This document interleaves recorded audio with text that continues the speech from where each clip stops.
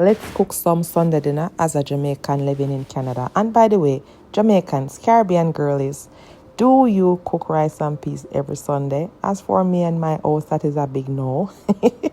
We switch it up, we change it up. Today we're cooking some sliced fish. I think this was some grouper fish with some mashed potatoes. So of course I wash my fish. Yes, me wash my fish and me pat it dry.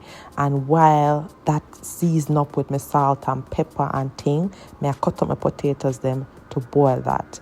Now I always like to put this Maggi cube. It just gives it some flavor into my potato water. And I also add a little dusting of flour. This just gives it that extra crispiness when it's frying. And you want to make sure so the oil really hot when you're frying your fish.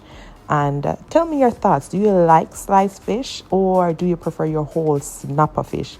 I like grouper fish because it has a softer texture. You know, it's more fleshy and moist. Now, while I'm doing that, I cut up my other seasonings, we check on my potato, and of course, we add some broccoli to the side as a vegetable.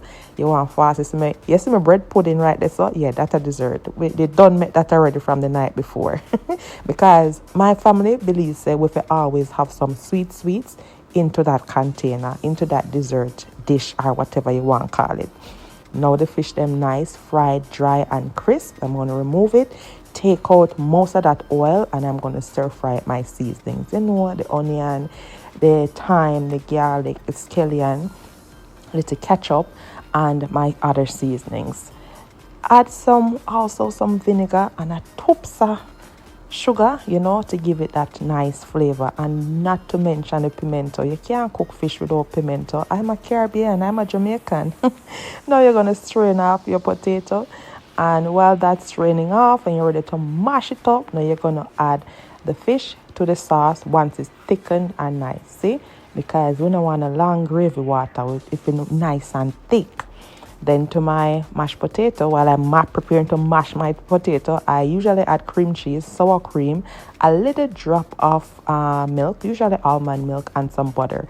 And there it is, my Sunday dinner done without the rice and peas. What else is missing, guys?